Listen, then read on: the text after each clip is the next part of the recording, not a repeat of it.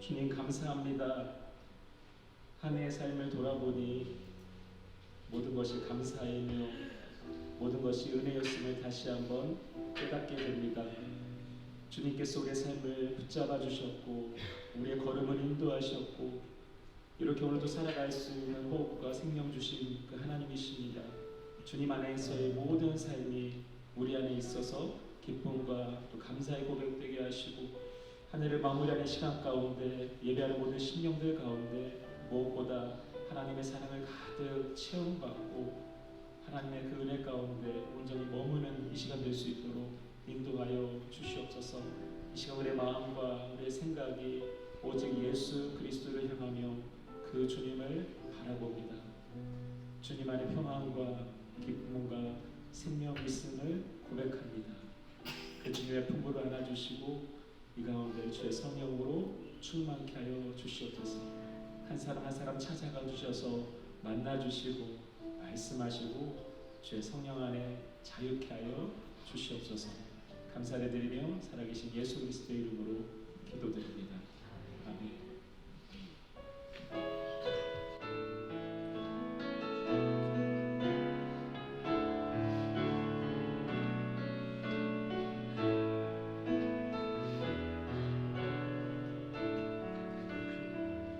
괴로울 때 주님의 얼을 보라 평안의 주님 바라보라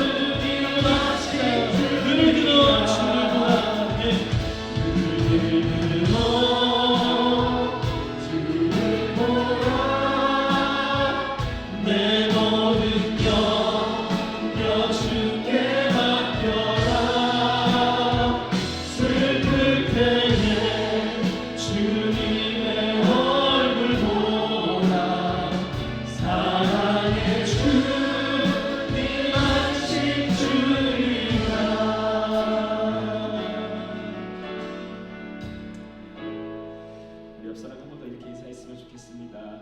주님을 바라봅시다. 이렇게 인사드리겠습니다.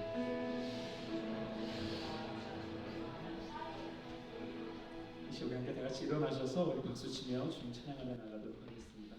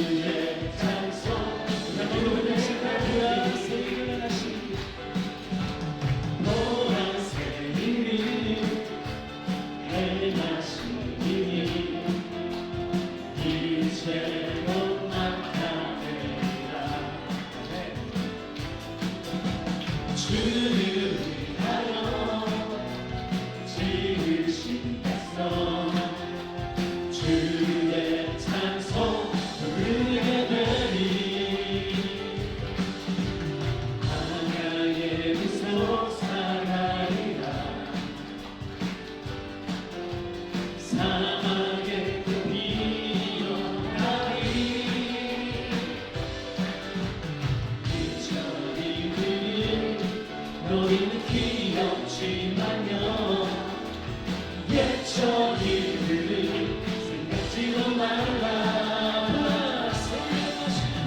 보라색 일을 행하신 이름이 이제 곧 나타내리라 주를 위하여 지으신 주의 찬송 우리의 내리 광야의 물 솟아나리라 광야의 물 솟아나리라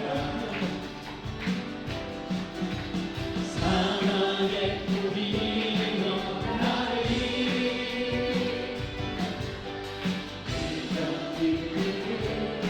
너희는 귀엽지만요 옛적 일들을 생각지도 말라 보라색 이름 행하신 이름이 이제 곧 나타내리라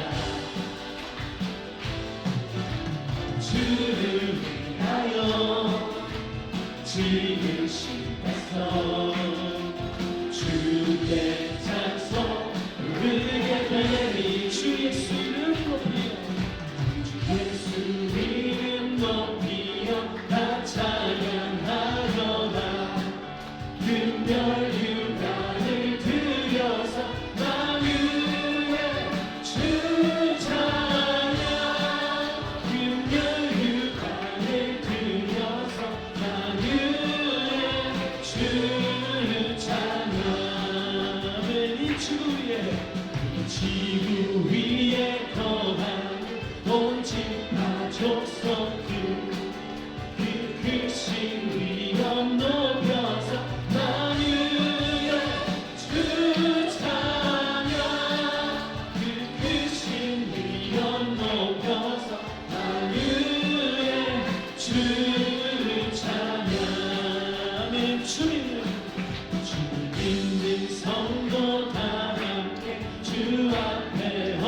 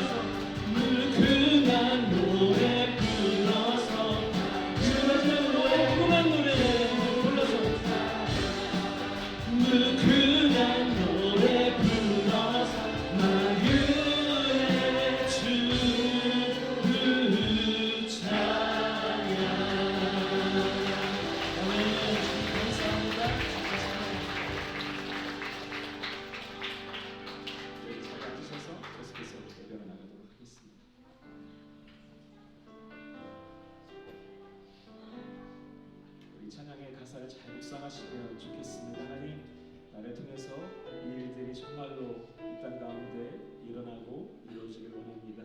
이 고백과 함께 찬양을 나가도록 하겠습니다. 지금 서 있는 이곳에서 높임을 받으소서. 내가 받는다 주님의 땅이니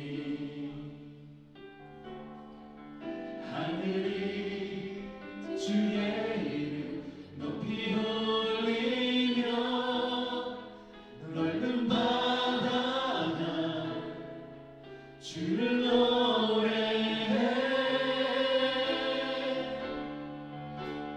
모든 만물 주를 경배해. 모든 입술 주를 찬양해. 천지를 만드신 만물의 통치자 높임을 받으소서. 내 평생에 주의 이름 높이며 어느 곳에서든지 주님을 예배하리라. 내가 받는 모든 것 아버지의 영광이 더 보내야 하리. 찬양하며 주님을 예배할 때 하늘 가득한 주의 영광 보리라. 나를 통하여 나의 입술을 인하여 주의 이름 높이를 받으소서.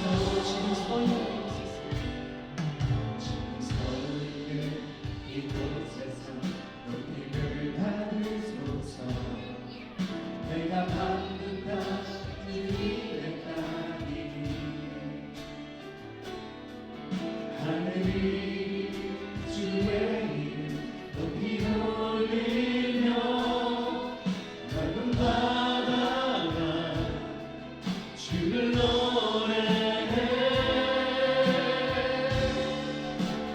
모든 만물 주를 경배해. 모든 입술 주를 찬양해. 천지를 만드신 만물의 통치자 높임을 받으소서. 내 평생에 주의 이름 높이며 어느 곳에서든지 주님을 예배하리라. 내가 받는 모든 것 아버지의 영광이 선포되야 하리. 찬양하며 주님을 예배할 때 하늘 가득한 주의 영광 보리라. 나를 통하여 나의 입술을 인하여 주의 이름 높이를 고백합니다. 내 평생에 주의 이름 높이며 어느 곳에서든지 주님을 예배하리라.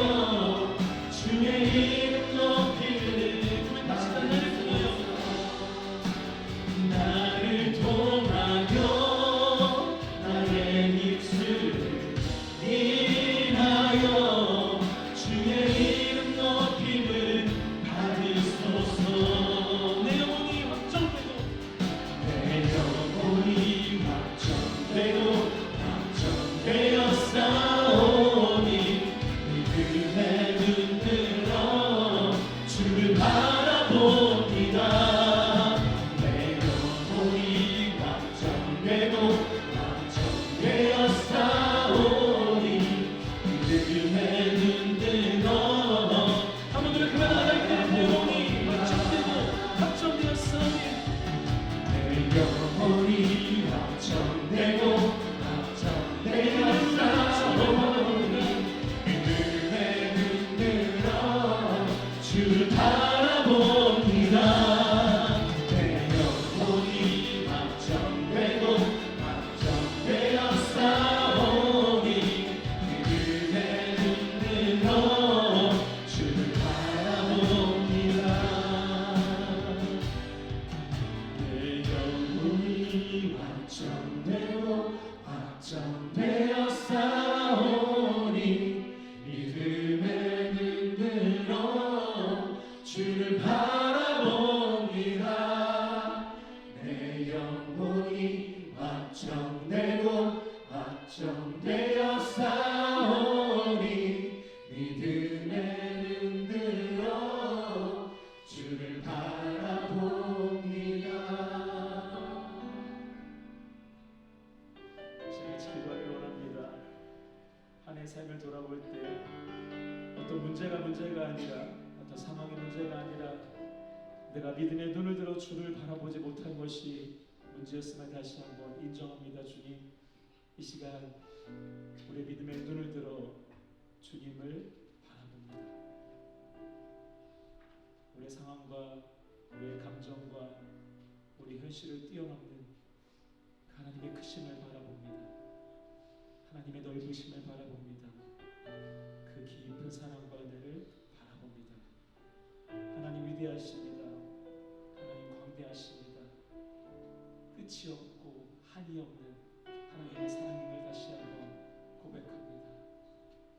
가장 밑바닥까지 내려오셔서 그 구렁텅이에 빠져있던 우리 인생을 살려내신 그 주님의 포기하지 않는 그 손길을 기억합니다.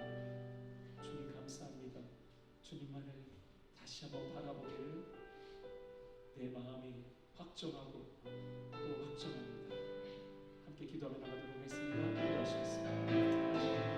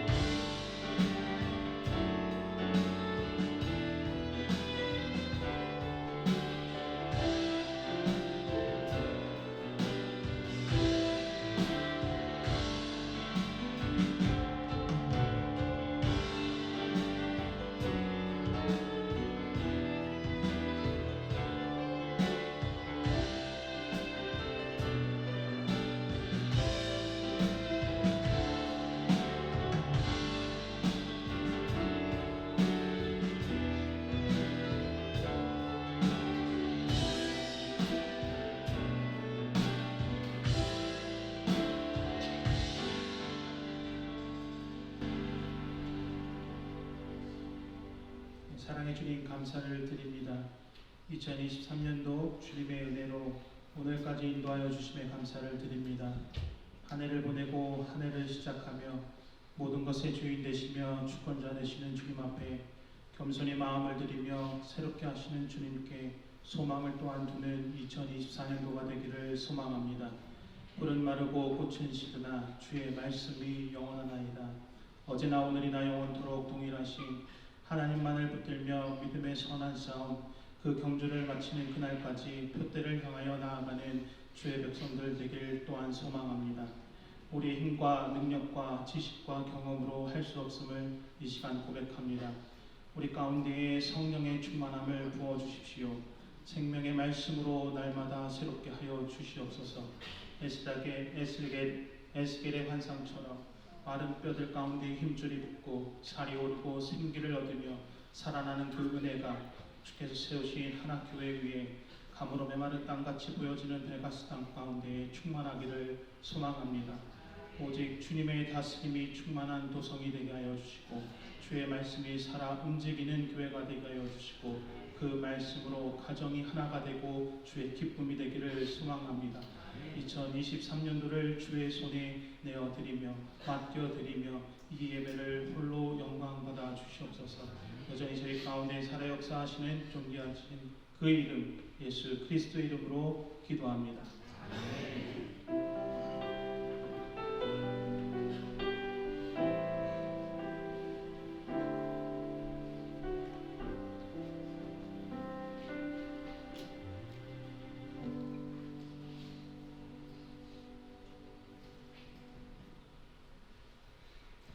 네, 오늘 함께 나누실 말씀은 디모데후서 4장 13절에서 마지막 22절까지 말씀입니다. 디모데후서 4장 13절에서 마지막 22절까지 말씀, 저희가 한 절씩 교독하고 마지막 절을 다 같이 함께 한 목소리로 읽도록 하겠습니다. 그대가 올 때에 내가 들어와 있는 가보의 집에 두고 온 외투를 가져오고 또 책들은 특히 양피지에 쓴 것들을 가져오십시오.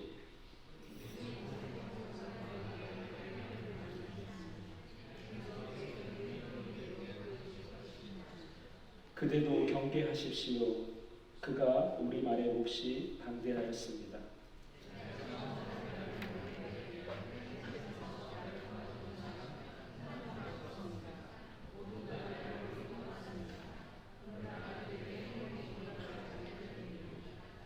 주님께서 내 곁에 서셔서 나에게 힘을 주셨습니다. 그것은 나를 통하여 전도의 말씀이 완전히 전파되게 하시고 모든 이방 사람이 그것을 들을 수 있게 하시려는 것입니다. 주님께서 나를 사자의 입에서 건져내셨습니다.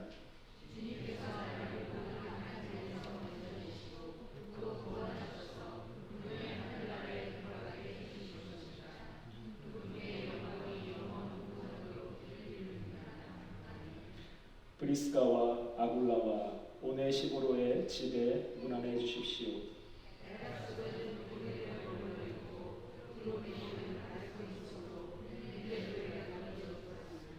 그들은 겨울이 되기 전에 서둘러 오십시오. 루블로와 부데와 리노와 글라우디아와 모든 신도가 그에게 문안합니다. 같이 읽습니다. 주님께서 그대의 영과 함께 하시기를 빌며 주님의 은혜가 여러분과 함께 있기를 빕니다. 아멘. 같이 한 번 더 기도하겠습니다. 주님 감사합니다. 한 해의 삶 가운데 오직 하나님의 흔적들로 예수의 사랑으로 가득 채워주셔서 감사합니다. 이 시간도 주의 말씀 앞에 설 때에 2023년 한 해의 마무리도 주 앞에서 하게 하시고 2024년 한 해의 시작도 주님을 위해 또 살아가기를 결단하는 시간 될 수 있도록 주님 인도하여 주시옵소서. 다시 한번 기도하는 것은 우리의 마음을 겸손하게 하시고 깨끗하게 하시고 정결하게 하여 주셔서 주의 거룩한 말씀이 우리의 심령 가운데 온전히 담겨지는 이 시간 되게 하여 주시옵소서. 감사를 드리며 살아계신 예수 그리스도의 이름으로 기도드립니다. 할렐루야. 네. 네. 이제 마지막 디모데후서 말씀입니다. 오늘 한 해를 이제 마무리하면서 또 디모데후서 말씀도 함께 마무리하면서 또 이 말씀과 함께 한 해를 또 정리하면 좋겠다라는 마음이 들었습니다. 오늘 본문에는 바울의 마지막 인사와 더불어 바울이 디모데에게 로마로 와달라고 부탁하는 내용도 있고요.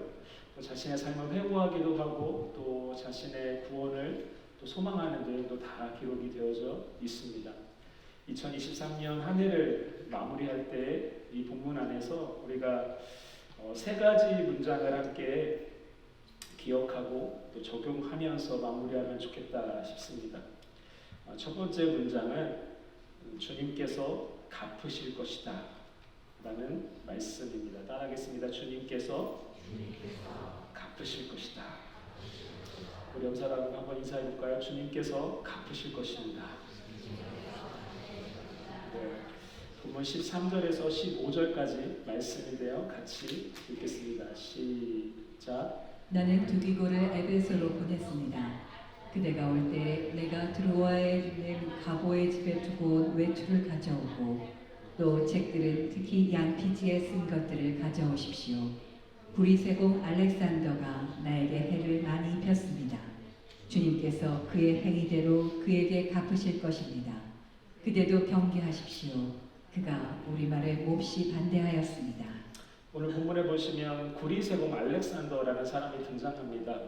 이 알렉산더라는 이름은 당시에 굉장히 흔한 이름이었고요. 그래서 성경에 보시면 디모데전서 1장과 사도행전 19장에도 동일한 알렉산더라는 이름이 등장을 합니다. 특별히 디모데전서 1장 19절 20절에 보시면 이렇게 말씀해요. 같이 읽습니다. 시작. 믿음과 선한 양심을 가지십시오. 어떤 사람들은 선한 양심을 버리고 그 신앙생활에 파산을 당하였습니다. 그렇게 된 사람 가운데 두 사람이 바로 호메네오와 알렉산더입니다. 나는 그들을 사탄에게 넘겨주었습니다. 이 말씀 가운데 선한 양심 버리고 신앙생활에 파송당한 알렉산더라는 인물이 등장을 하죠. 그래서 어떤 학자들은 이 디모데전서의 알렉산더와 오늘 본문의 이 알렉산더를 동일한 인물이라고 추측합니다.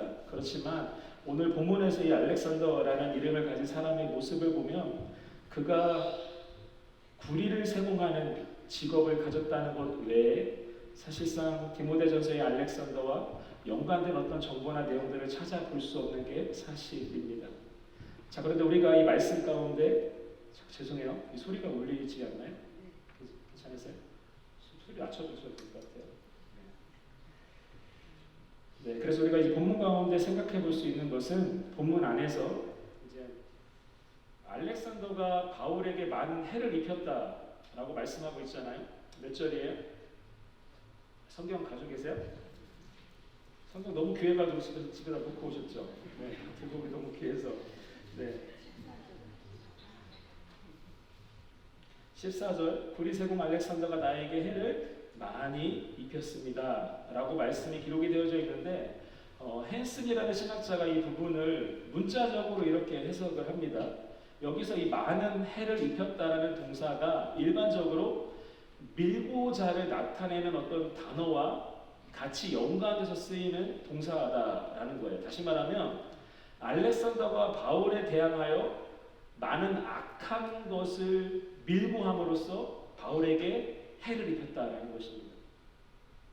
자, 오늘 본문에 다시 보시면 본문에서 바울이 디모데에게 에베소에서 로마까지 약 3개월이 넘는 거리를 오라고 부탁하죠. 그리고 그때 바울이 디모데에게 어디에 들르라 그래요? 드로아에 있는 가보의 집에 들려서 외투와 함께 양피지에 있는 쓴 중요한 책들을 가져오라 라고 부탁하는 것을 보게 됩니다. 자, 바울이 왜 이토록 중요한 것, 바울이 자신의 죽음을 직감하면서 아들 같은 디모데를 부르면서 이 책을 가져오라고 하는데 왜 바울이 이 중요한 책을 미리 챙기지 못했을까라는 거예요. 드로아에서. 합리적으로 가질 수 있는 추측은 바울이 드로아에 있을 때 알렉산더의 악한 밀고가 있었다라는 것이죠. 그래서 바울이 도망갈 틈도 없이 옷이나 이 책을 챙길 시간도 없이 굉장히 긴급하게 붙잡히고 옥에 갇히는 일이 발생했다라는 거예요. 오늘 보면 15절에 보시면 바울이 디모데에게 뭐를 말하고 있는가 봤더니 드로아에 들려서 올 때 그대도 뭐하라고요? 경계하십시오. 그가 즉 알렉산더가 우리 말에 몹시 반대했습니다 라고 당부하는 것을 보게 됩니다. 그만큼 알렉산더라는 인물이 드로아에서 굉장히 조심하고 경계해야 하는 요주의 인물이었다라는 거예요. 자, 바울이 이전에도 이와 비슷한 경험을 한 적이 있습니다. 빌립보라는 지역에서 바울이 2차 전도 여행 중에 귀신 들린 여인을 고쳐준 사건이 있습니다. 그런데 이 귀신 들린 여인을 고쳐준 이 사건 때문에 바울이 옥에 갇혀요. 왜냐하면 귀신 들린 여인을 이용해서 돈을 벌던 주인들이 바울을 고발한 것이죠. 사도행전 16장 19절 20절입니다. 같이 읽습니다. 시작. 그 여자의 주인들은 자기들의 돈벌이 희망이 끊어진 것을 보고 바울과 신라를 붙잡아서 광장으로 관원들에게로 끌고 갔다. 그리고 그들을 치안관들 앞에 세워놓고서 이 사람들은 유대 사람들인데 우리 도시를 소란하게 하고 있습니다. 자, 바울이 귀신 들린 여인 고쳐줬습니다. 귀신에 묶여 있던 영혼을 자유케 해줬어요. 그런데 이 주인들은 귀신에서 자유케 된 여인에 대한 긍휼함과 기쁨도 없습니다. 지금 뭐 하고 있어요? 돈에 눈이 멀어서 오히려 바울을 도시를 소란케 한 사람으로 고발하고 있었다는 거예요. 자, 그래서 이어지는 사도행전 16장 22절, 23절로 가보시면 이렇게 기록합니다. 같이 읽습니다. 시작. 그 여자의 주인들은 자기들의 돈벌이 희망이 끊어진 것을 보고 바울과 신라를 붙잡아서 광장으로 관원들에게로 끌고 갔다. 그리고 그들을 치안관들 앞에 세워놓고서 이 사람들은 유대 사람들인데 우리 도시를 소란하게 하고 있습니다. 네. 아까 읽었던 말씀 아니에요? 네. 그 다음 말씀이에요. 시작. 우리가 그들을 공격하는데 합세하였다. 그러자 치안관들은 바울과 신라의 옷을 찢어 벗기고 그들을 매로 치라고 명령하였다. 그래서 이 명령을 받은 부하들이 그들에게 매질을 많이 한 뒤에 감옥에 가두고 간수에게 그들을 단단히 지키라고 명령하였다. 자, 바울이 옥에 갇히고 매를 맞게 되는데 그 과정 가운데 어떤 진실이 아니라 이 여자 귀신 들렸던 여종의 주인들이 하는 과장된 말과 거짓말 때문에 이 일을 당했다라는 거예요. 그래서 감옥에 갇히고 매를 맞습니다. 빌립보에서 이런 일을 당했는데 여종의 주인들에게 당한 것처럼 바울이 드로아에서도 이 알렉산더라는 인물에게 비슷한 거짓말과 과장 때문에 또 밀고를 당하지 않았나라는 것도 우리가 생각해 볼 수 있고요. 오늘 본문이 이 알렉산더를 불의 세공업자라고 표현할 때 사도행전 19장에 보시면 비슷한 직업을 가졌던 데메드리오라는 인물이 등장합니다. 이 사람이 누군가 봤더니 은장색인데 은으로 우상을 만드는 사람이었어요. 그런데 바울이 사람의 손으로 만든 것은 신이 아니기 때문에 사람들에게 이것들을 믿지 말라라고 막 선언하고 다니니까 장사가 안 되는 거예요. 그래서 이 데메드리오가 사업에 큰 문제가 생깁니다. 그리고 사람들을 선동해서 또 바울을 공격하는 내용이 기록이 되어져 있어요. 사도행전 19장 24절에서 26절입니다. 같이 읽습니다. 시작. 데메드리오라고 하는 은장이가 은으로 아데미 여신의 모형 신전들을 만들어서 직공들에게 적지 않은 돈벌이를 시켜주었다. 데메드리오라고 하는 은장이가 은으로 아데미 여신의 모형 신전들을 만들어서 직공들에게 적지 않은 돈벌이를 시켜주었다. 그가 직공들과 이런 일에 종사하는 사람들을 모아놓고 말하였다. 여러분이 아시는 바와 같이 우리는 이 사업으로 잘 살고 있습니다. 그런데 여러분이 보고 듣는 대로 바울이라는 이 사람이 에베소에서뿐만 아니라 거의 온 아시아에 걸쳐서 사람의 손으로 만드시는 신이 아니라고 말하면서 많은 사람을 설득해서 마음을 돌려놓았습니다. 이 데메드리오가 사람들을 선동해서 이제 바울을 공격하는 내용이 이어지는 또 말씀 가운데 기록이 되어져 있어요. 자, 알렉산더가 오늘 본문에서 불의세공업자라고 할 때 이 사람이 우상을 만드는 일과 어느 정도 관련이 있었다라고 생각할 수 있고요. 그렇기 때문에 마치 데메드리오처럼 알렉산더도 결국 자신의 뭐 때문에 돈벌이 때문에 바울을 드로아에서 모함했고 그래서 바울이 붙잡히지 않았나라는 부분을 우리가 생각할 수 있다라는 거예요. 자, 그렇지만 이 바울의 입장에서 보면 지금 이런 상황들이 어떤 상황들이에요? 굉장히 억울하고 화가 나는 상황들이죠. 본인이 잘못한 그 어떤 잘못한 것에 대한 대가만 받으면 상관이 없는데 사람들이 바울에 대해서 과장하고 거짓말하고 어떤 일들을 확대하면서 바울을 계속해서 공격했다라는 거예요. 이 알렉산더에게 당한 일도 비슷할 것입니다. 자, 그런데 오늘 본문에서 바울이 고백하는 그 고백이 무엇이죠? 14절에 보시면 이렇게 고백합니다. 주님께서 그의 행위대로 그에게 갚으실 것입니다. 따라하겠습니다. 주님께서 그의 행위대로 그에게 갚으실 것입니다. 다시 말하면 바울 스스로가 자신의 억울함을 풀기 위해서 스스로 원수 갚는 일을 결정하지 않습니다. 다른 누구에게 원수를 대신 갚아달라고 부탁하지도 않습니다. 뭐라고 말하고 있어요? 주님께서 그 행위대로 갚으실 것입니다. 믿음으로 선포하는 것이죠. 로마서 12장 19절을 말씀합니다. 사랑하는 여러분, 여러분이 스스로 원수를 갚지 말고 그 일은 하나님의 진노하심에 맡기십시오. 성경에도 기록하기를 원수 갚는 것은 내가 할 일이니 내가 갚겠다고 주님께서 말씀하신다 하였습니다. 여러분 마찬가지입니다. 한 해를 마무리하면서 여러분의 삶 가운데 돌아보면 억울하고 화가 나는 일 굉장히 많았을 거예요. 사람들 때문에 상처받고 아픔 당하고 어려움 당하는 일도 얼마든지 우리가 있을 수 있었다라고 생각할 수 있습니다. 좋은 의도로 무언가를 했는데 오히려 그 좋게 하려던 일이 나에게 어려움을 주는 일도 여러분은 당했을 거예요. 그렇지만 오늘 우리가 함께 결단하기 원하는 것은 이제 우리가 그 모든 감정에 묶이고 또 이제 우리가 그것들을 계속해서 내 삶에 되뇌이면서 고통 가운데 살아가는 것이 아니라 이제 하나님 앞에서 훌훌 털어버리길 간절히 축복합니다. 베드로서 2장 19절은 말씀합니다. 억울하게 고난을 당하더라도 하나님을 생각하면서 괴로움을 참으면 그것은 아름다운 일입니다. 저 여러분이 바울처럼 그렇기 때문에 고백하기를 원합니다. 따라하겠습니다. 한 번 더요. 주님께서 그 행위대로 그에게 갚으실 것입니다. 한 해 억울하고 답답하니 내가 붙잡고 내가 고통 가운데 살아가는 것이 아니라 이 고백대로 고백하는 주님께서 그 행위대로 갚으실 것입니다. 내가 이것 때문에 고통받고 내가 이것 때문에 묵상하면서 힘들어지는 것이 아니라 이 한 해의 마지막에 주님께서 그 행위대로 갚으실 줄 믿습니다. 함께 고백하면서 한 해를 마무리하게 간절히 축복합니다. 두 번째 우리가 기억해야 할 말씀 문장은 주님같이 용서를 베풀다 라는 말씀입니다. 따라하겠습니다. 주님같이 용서를 베풀다. 본문 16절 같이 읽습니다. 시작. 내가 처음 나를 변론할 때 내 편에 서서 나를 도와준 사람은 한 사람도 없습니다. 모두 나를 버리고 떠났습니다. 그러나 그들에게 허물이 돌아가지 않기를 빕니다. 자, 바울이 두 번째로 로마의 감옥에 투옥됐을 때 그 시기와 로마의 그 악독한 네로 황제가 본격적으로 기독교 핍박을 시작할 때 그 시기가 굉장히 비슷합니다.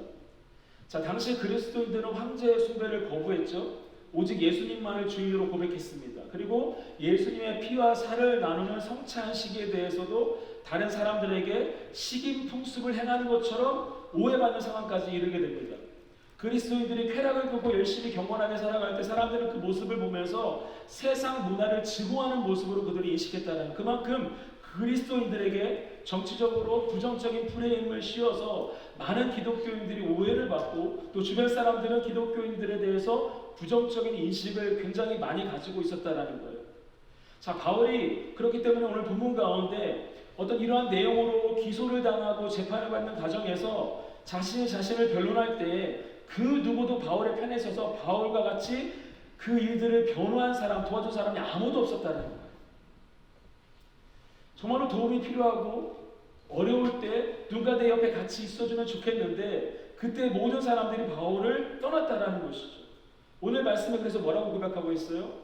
바울의 편에 서서 바울을 도와준 사람이 없다라는 것이죠. 모두가 바울을 외면하고 떠났다라는 것입니다. 자, 그렇다면 그 다음에 이어지는 말씀이 참 귀해요. 보통 우리가 이런 일을 당하면 어떤 반응이 나오죠? 그때 네가 나에게 이렇게 잘못했고 그때 네가 나를 외면했잖아. 그래서 내가 이렇게 갚는 거야. 또는 그렇기 때문에 나도 이렇게 대응하는 거야. 괘씸하다. 이런 식으로 우리가 반응하잖아요. 그런데 바울이 어떻게 말씀하고 있어요? 이어지는 말씀 보시면 내가 처음 변론할 때 내 편에 서서 나를 도와준 사람 한 사람도 없습니다. 모두 나를 버리고 떠났습니다. 그래서가 아니라 뭐예요? 그러나. 앞에 모든 것을 뒤집는 접속사죠. 그러나. 그리고 바울이 고백합니다. 그들에게 허물이 돌아가지 않기를 빕니다. 바울이 도대체 무슨 생각을 이 순간에 했을까? 인간적으로는 그래서가 맞잖아요. 그런데 바울이 그러나 그 모든 것들을 다 뒤집어 버립니다. 왜 그렇죠? 이 순간에 바울은 겟세마네 동산에 예수 그리스도 모든 제자들이 잠들어 있을 때 외롭게 기도하고 있던 예수님을 생각하죠. 수제자 베드로마저 3번 부인하고 외면했던 그 예수님을 묵상합니다. 바울은 가장 억울한 십자가, 그 십자가 지셨지만 그 십자가 위에서 말씀하신 예수님의 말씀을 기억해내죠. 누가복음 23장 34절입니다. 같이 읽습니다. 시작. 그때 예수께서 말씀하셨다. 아버지, 저 사람들을 용서하여 주십시오. 저 사람들은 자기네가 무슨 일을 하는지를 알지 못합니다. 그들은 제비를 뽑아서 예수의 옷을 나누어 가졌다. 이 말씀은 자신을 채찍질하고 못 박고 십자가에 달은 그 사람들을 향해 예수께서 하신 말씀이죠. 용서하여 주십시오. 바울이 이 예수님을 이 순간에 생각했다라는 것이죠. 그래서 바울은 그래서가 아니라 그러나 그들에게 용서를 선택하는 것을 보게 됩니다. 비슷한 인물이 있죠. 어떤 사람이요? 스데반 집사님. 그렇죠. 그 사람의 마지막 모습이 참 예수님을 많이 닮아 있는 사람이죠. 사도행전 27장 59절 60절입니다. 같이 읽습니다. 시작. 사람들이 스데반을 돌로 칠 때 스데반은 주 예수님 내 영혼을 받아주십시오 하고 부르짖었다. 그리고 무릎을 꿇고서 큰 소리로 주님 이 죄를 저 사람들에게 돌리지 마십시오 하고 외쳤다. 이 말을 하고 스데반은 잠들었다. 예수님의 모습 또 스데반의 모습과 굉장히 비슷하게 오늘 본문에서도 이 바울에게서 우리는 예수님의 그림자를 보게 됩니다. 디모데후서는 바울의 마지막 서신서이고 이 말씀을 기록하고 얼마 지나지 않아서 바울이 순교당하게 되죠. 그 인생의 마지막 그 끝자락에서 보여지는 바울의 모습이 어떤 모습이에요? 그러나 그들에게 허물이 돌아가지 않기를 빕니다. 바로 예수님 닮은 모습이었고 예수님처럼 누군가를 용서하는 모습이었다라는 거예요. 왜 그렇죠? 이때 바울이 예수님을 생각한 것이죠. 여러분 올 한 해를 지나면서 여러분을 차갑게 외면했던 사람들이 있으십니까? 내 편이 되어 주어야 할 사람이 가장 필요할 때는 없었고 오히려 다른 사람 편에 서서 힘들게 한 사람이 혹시 있습니까? 혹시 그 사람이 내 가장 가까이 있는 사람은 아닙니까? 남편이 왜 남편이라고요? 누구의 말대로 맨날 남의 편만 드니까 남편이죠. 저도 마찬가지예요. 아내와 이야기하다 보면 자꾸 이렇게 정답을 알거든요. 그냥 그 말을 받아주고 맞장구 쳐주고 같이 욕해주면 그거를 이렇게 풀리는데 항상 정답을 이야기하다 보니까 그 사람한테는 화나고 화까지 제가 다 뒤집어 쓰는 그런 경우들을 많이 경험하게 되는데 이게 남편이라서 그렇구나 하는 생각을 많이 하게 되는데요. 저의 모습입니까? 저만의 모습이에요? 우리들의 모습이기도 하죠. 2023년 가까운 사람이든 또 이런저런 일이든 여러 사람들로부터 아마 다양한 일들을 경험했을 거예요. 서운함도 있고 또 외로움도 있었고 어려움도 있었고 그렇지만 우리는 겟세마네 동산에서 고독하게 기도하신 예수님 또 혼자 채찍질 당하신 그 예수님 가장 외롭게 십자가 지셨지만 그 십자가의 예수님의 말씀을 기억하길 원합니다. 아버지 저 사람들을 용서하여 주십시오. 저 사람들은 자기네가 무슨 일을 하는지 알지 못합니다. 한번 옆 사람 보시고 이렇게 고백했으면 좋겠습니다. 내가 다 용서할게. 내가 다 용서할게. 네.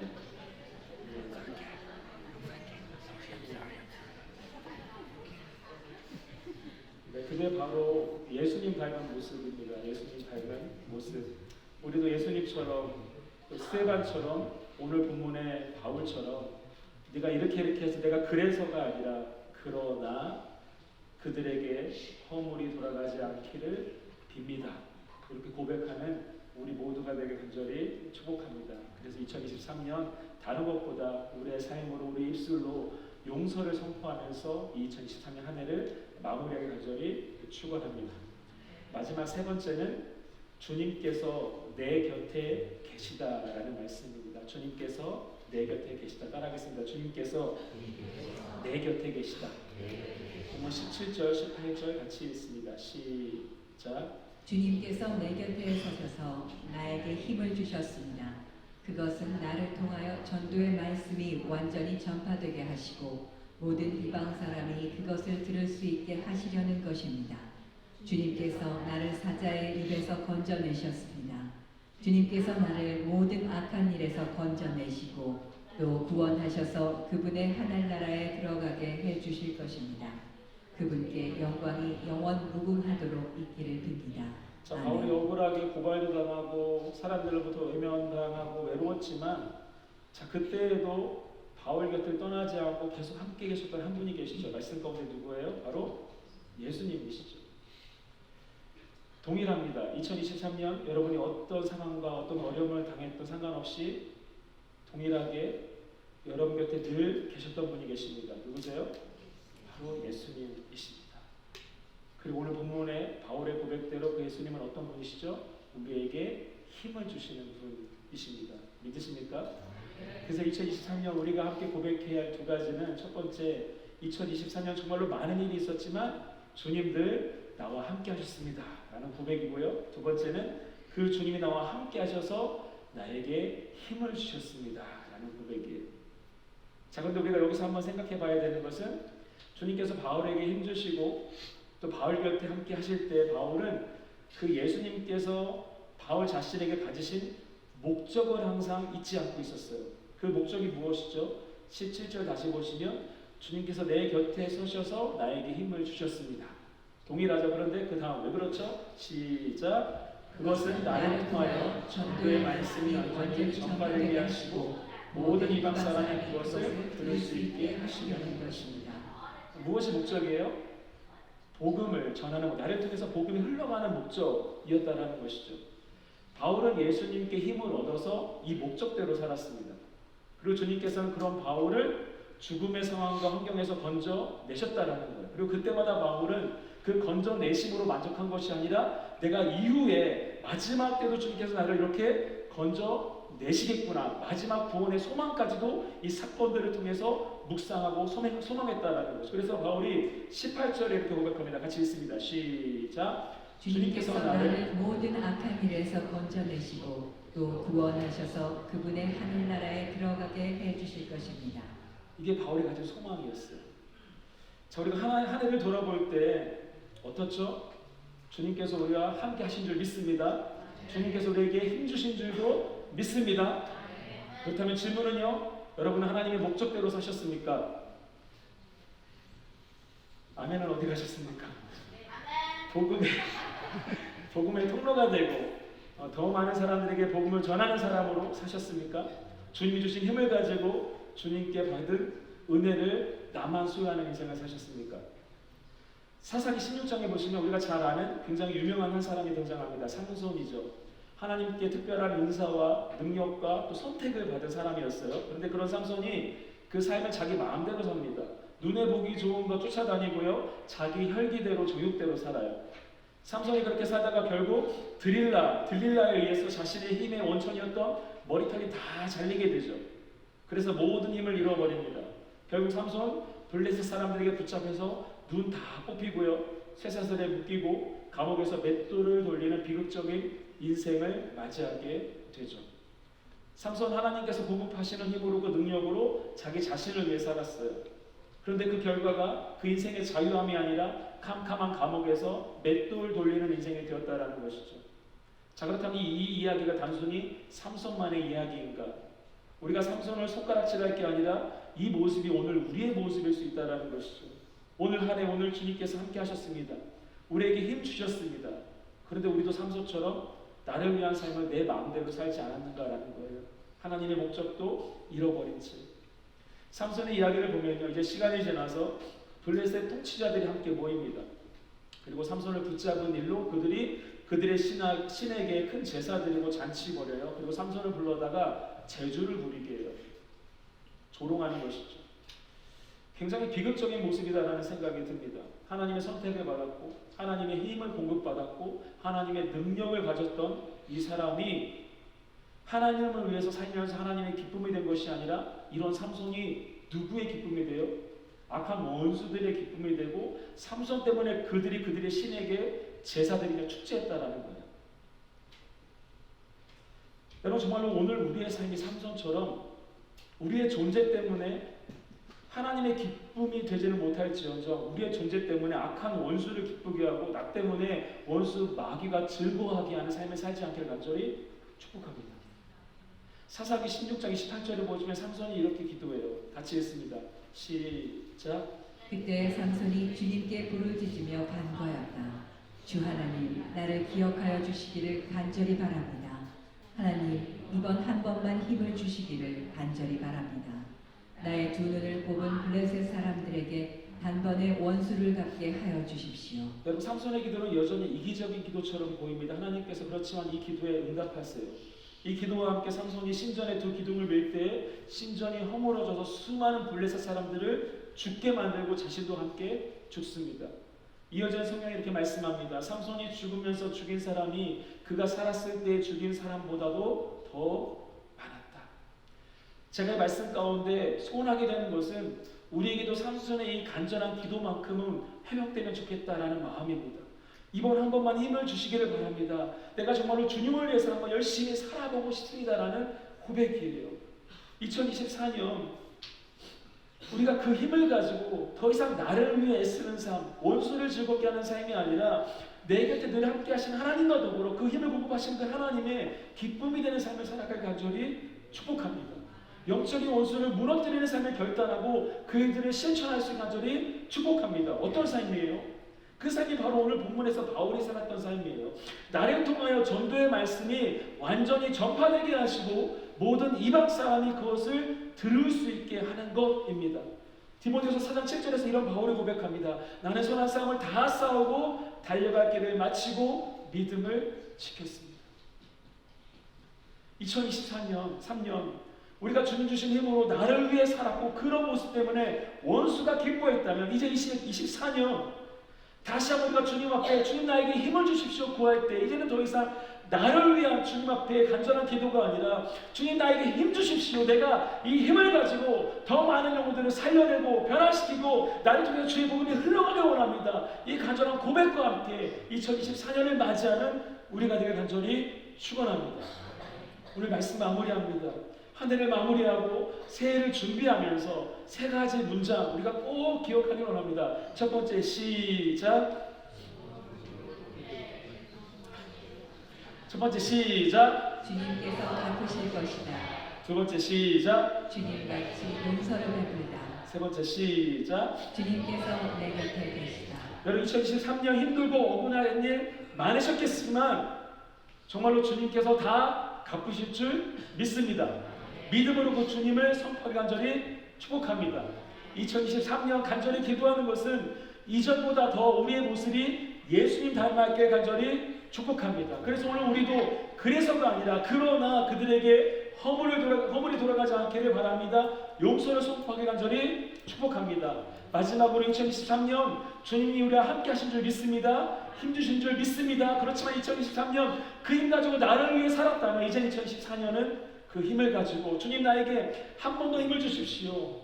내가 주님을 위해서 살겠습니다. 결단하는 우리가 되길 간절히 축원합니다. 마지막으로 본문 22절 같이 읽겠습니다. 시작. 주님께서 그대의 영과 함께 하시기를 빌며 주님의 은혜가 여러분과 함께 있기를 빕니다. 옆 사람과 마지막으로 인사하겠습니다. 주님께서 당신과 함께 하기를 빕니다. 주님께서 당신과 함께 하기를 빕니다. 두 번째, 주님의 은혜가 당신과 함께 있기를 빕니다. 아멘. 다 같이 기도하시겠습니다.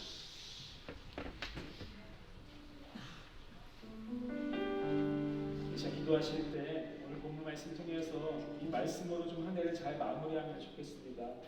많은 일들이 있었고 많은 사람들을 만났고 다양한 일들을 경험했지만 그 모든 일들의 이 마무리 가운데 우리가 오늘 고백되어지는 것은 첫 번째, 내가 갚는 것이 아니라 내가 그것들을 묶여있고 힘들어하는 것이 아니라 주님께서 갚으실 것입니다. 이렇게 고백하길 원하고요. 여러 가지로 억울하고 외롭고 차갑게 버려진 것 같은 또 그런 시간들도 있었지만 그래서 나도 어떤 악을 가지고 그렇게 살아가는 것이 아니라 주님같이 용서를 베푸는 일들을 결단하기를 원하고요. 주님 내 곁에 계시고 힘주셨는데 계속 나를 위해 살아왔다면 이제 주님 나에게 힘 주시면 내가 주님 위해 살겠습니다. 복음의 통로로서 더 많은 영혼들을 예수 그리스도의 생명으로 이끌어낼 일들을 하나님 내가 살아가겠습니다. 이 결단으로 주 앞에 기도하며 나가서 싶겠습니다. 같이 기도하시겠습니다.